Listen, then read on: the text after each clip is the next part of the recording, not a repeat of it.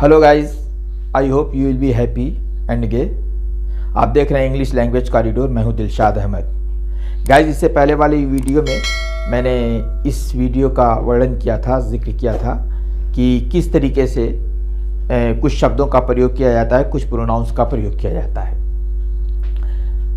Guys, आप जो है, मैंने एक वीडियो ये चार्ट बना रखा है और इस चार्ट को आप लोग फटाफट स्क्रीनशॉट कर लीजिए और पहले स्क्रीनशॉट कर लीजिए, फिर उसके बाद इसको आराम से नोट बनाइएगा और देखिएगा ये मैंने दिया हुआ है।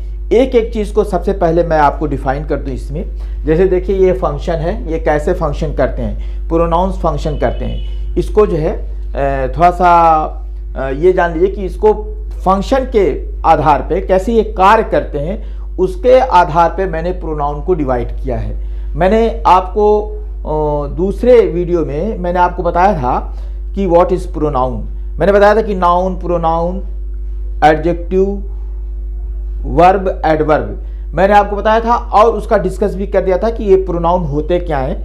यहाँ पे मैं कुछ प्रोनाउंस के यूज को बता रहा हूँ कि कैसे ये फंक्शन करते हैं, कैसे इस सेंटेंस में आते हैं, कैसे ये फंक्शन करते हैं। ये फंक्शन ऑफ प्रोनाउंस हैं। तो देखिए, फंक्शन करते हैं, सबसे पहले ये सब्जेक्ट बनते हैं। ये देखिए, ये सब्जेक्ट लिखा हुआ है और फिर उसके बाद ये ऑब्जेक्ट है, ये कभी कभी ऑब्जेक्ट बनते हैं। फिर उसके बाद ये प्रोसेस करते हैं, ये स्वामित्व बताते हैं। जैसे कुछ प्रोनाउंस होते हैं वो स्वामित्व बताते हैं, जैसे माई बुक, माई फ्रेंड, मैं उसमें आया था माई फ्रेंड, माई नेबर, तो ये माई आता है, ये प्रोसेस करते हैं। तो दूसरे, फिर उसके बाद ये रिफ्लेक्सिव प्रोनाउन है। गाइस, ये रिफ्लेक्सिव प्रोनाउन जो है ये हमेशा मेन वर्ब के साथ यूज होते हैं। ये हमेशा मेन वर्ब के साथ यूज होते हैं, तो ज़्यादातर मेन वर्ब के साथ यूज होते हैं। तो आज हम इसका वर्णन नहीं करेंगे, इनको आज हम वर्णन नहीं करेंगे गाइस। ओके, इसको हम जब मैं मेन वर्ब का यूज करना, टेंस में यूज करना हम लोग सीख लेंगे, तब इसको यूज करेंगे। और उसी तरीके से ये भी जो है मेन वर्ब में ही यूज होते हैं।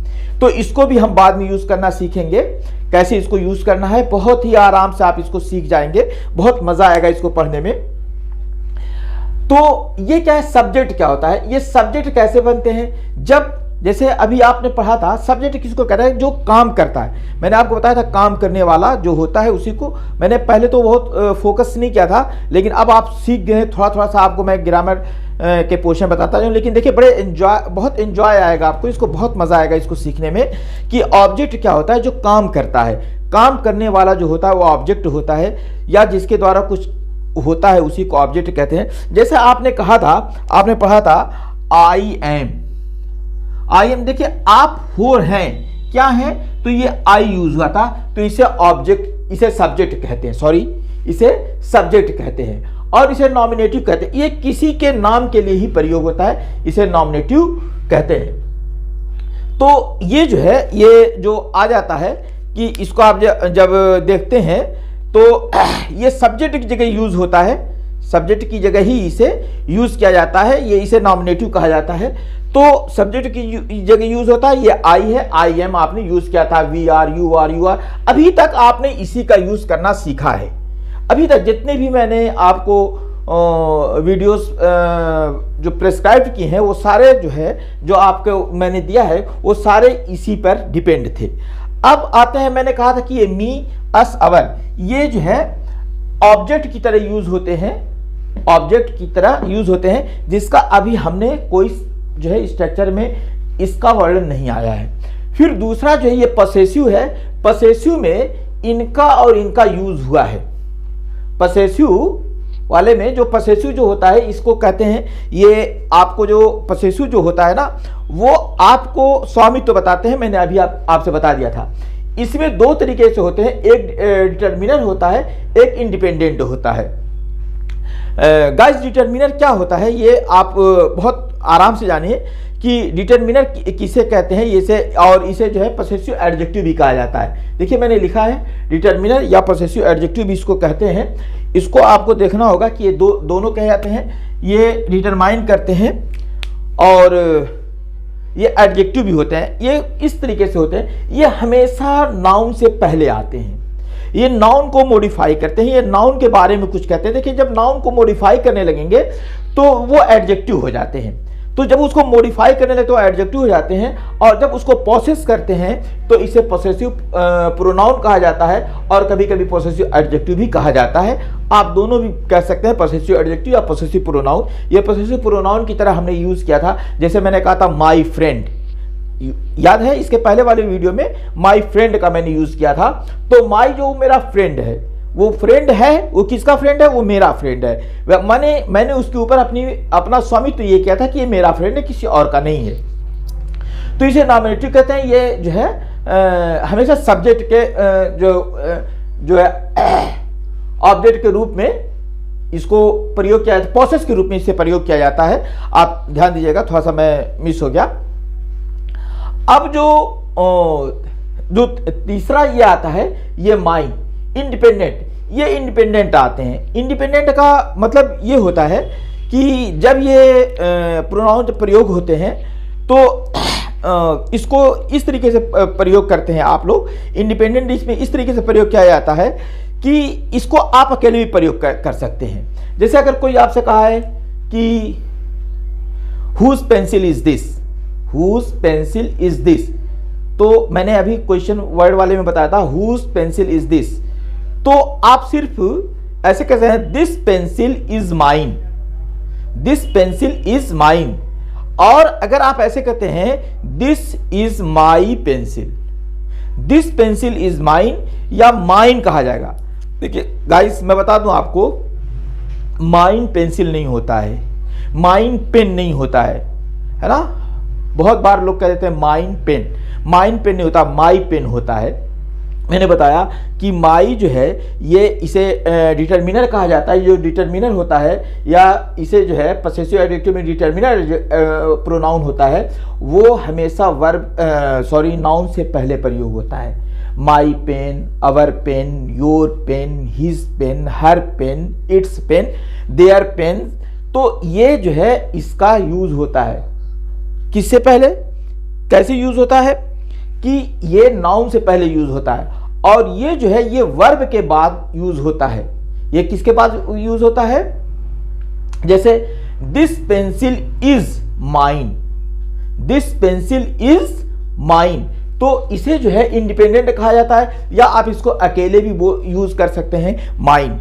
तो फ्रेंड इसको ज़रूर ध्यान दीजिएगा कि ये कहाँ पे प्रयोग होता है, ये कहाँ पे प्रयोग होता है। और मैंने इसको अभी प्रयोग करने का तरीका नहीं बताया है, इसको मैंने प्रयोग करने का तरीका नहीं बताया है। इसमें गाइस 2-3 चीज़ें आपको बहुत ध्यान देनी होंगी कि मैंने जब आपसे कहा था कि ये माई है, तो ये देख लीजिए, ये पोसेसिव इसे कहते हैं, जिस पे आप अपना स्वामित्व बताते हैं। स्वामित्व बताने वाले जो शब्द होते हैं ये 2 होते हैं, एक जो होता है डिटर्मिनर होता है, एक इंडिपेंडेंट होता है। डिटर्मिनर जो होता है वो नाउन से पहले आता है, जो उसमें आपने कहा था कि this is my book, this is my friend, this is my neighbour, है ना।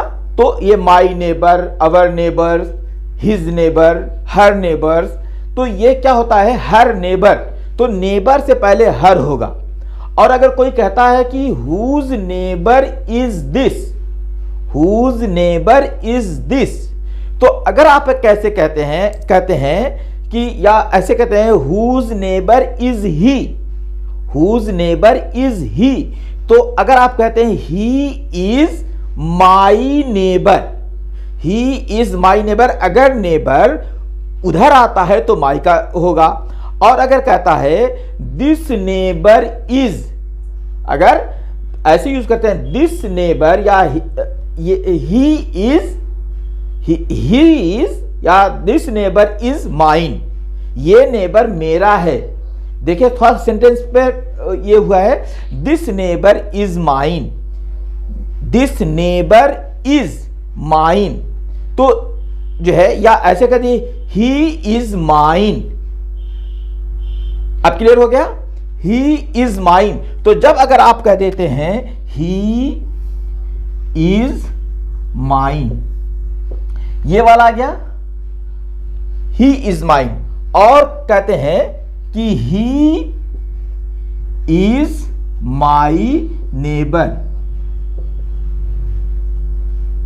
मैंने कहा था उसमें, देखिए ही इज, ये नेबर जो है ये नाउन है और नाउन से पहले जो क्या आता है ये आ गया है, तो इसे डिटर्मिनेंट कहा जाएगा।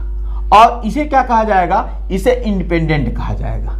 इसे क्या कहा जाएगा, इंडिपेंडेंट कहा जाएगा। इन दो चीजों में बहुत ज्यादा आपको कंफ्यूजन होता है, तो इस कंफ्यूजन को बिल्कुल दूर कर लीजिए। ये इंडिपेंडेंट है, ये अकेला भी आ जाता है। जैसे अगर आपने कह दिया कि माइन, अगर कोई पूछता है whose neighbour is he, whose neighbour is he, तो आप सिर्फ इतना कह देते हैं कि माइन, तो भी हो गया। या कह दीजिए he is mine.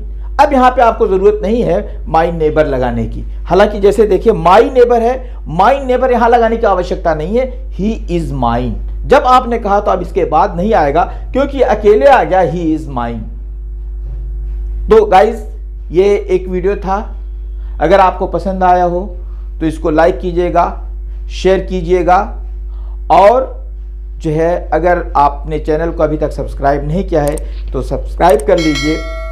Like share से कोई बहुत ये नहीं होता है, बस हमको एक मोटिवेशन मिलता है। तो आप जब लाइक और शेयर करेंगे तो एक मोटिवेशन मिलेगा, मैं और आगे वीडियो बनाता रहूँगा। फिर मिलेंगे अगले वीडियो में। Thank you.